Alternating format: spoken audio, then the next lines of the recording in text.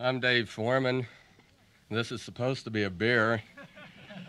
I once heard Doug Peacock give a speech, which he said was going to be a one-beer speech. When the beer was done, he would finish.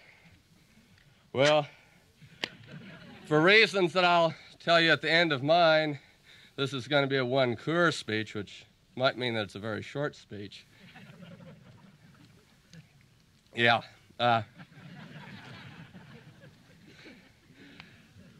My words, whatever I say today, will seem small and insignificant, reflected in the mirror of Ed Abbey's work. I'm humbled by those of you gathered together today, by the others who share this podium with me.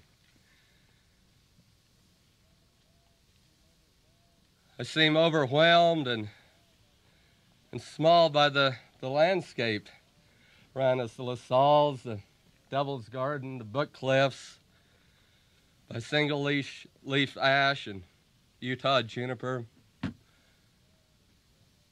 by cryptogram soil and narrow-leaf yucca. I'm going to persevere and try to make a few comments about Ed, who I love more than I can say. First of all, I'd like to tell a little story that a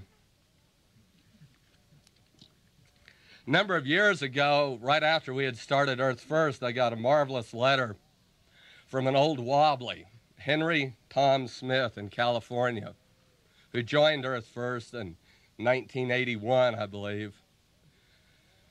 And he wrote that John Muir spoke to his high school graduating class. And I was just floored. I sat looking at this letter, trying to imagine what it would have been like to have seen and heard John Muir in person,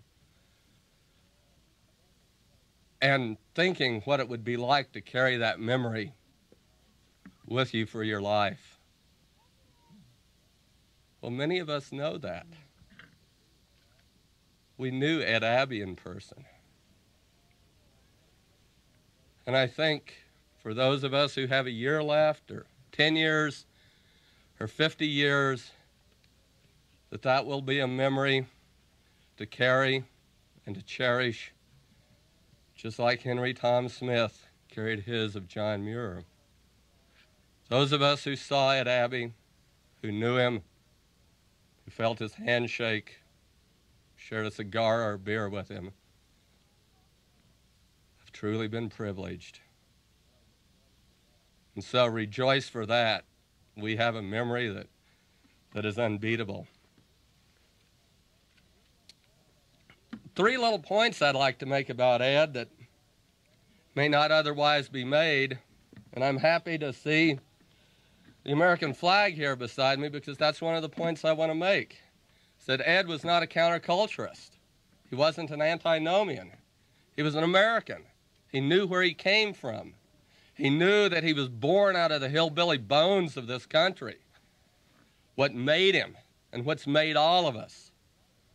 And by being part of this culture, by not denying it, by accepting his place in it, by knowing from whence he came, it made his criticism more incisive, more biting, more stringent, more important.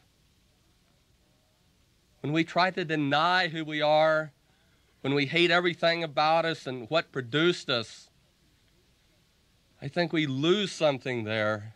We lose a connection, a feeling, a belonging.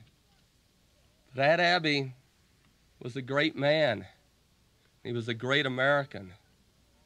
He represented the best of the American dream. He represented what this country could have become if it had not turned its back on its ideals 200 years ago. I think that's something we need to remember, is that we are Americans, like Ed Abbey, and that by accepting that, we become stronger in our criticism of the prostitution America has become. Second point I'd like to make is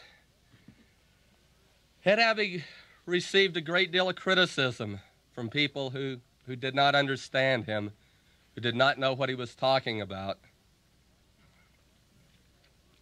And I remember 20 years ago living on the Zuni Reservation, going to Shalako on a frozen December evening and watching the mudhead kachinas.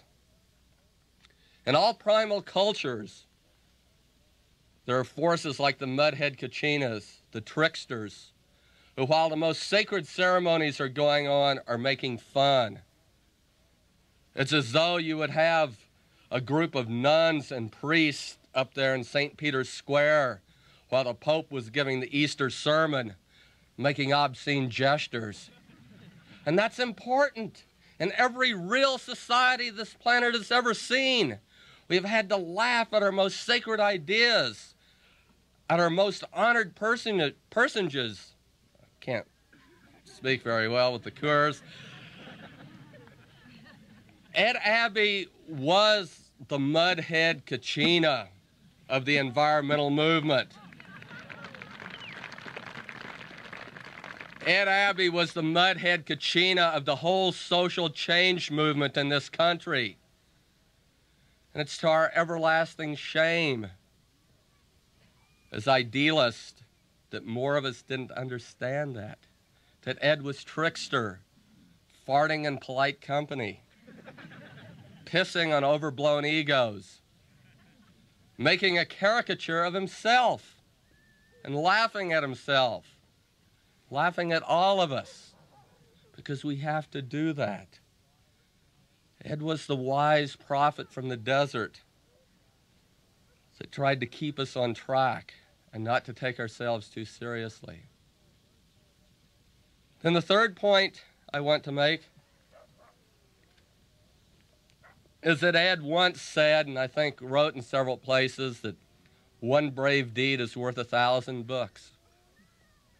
His disparaging his own contribution.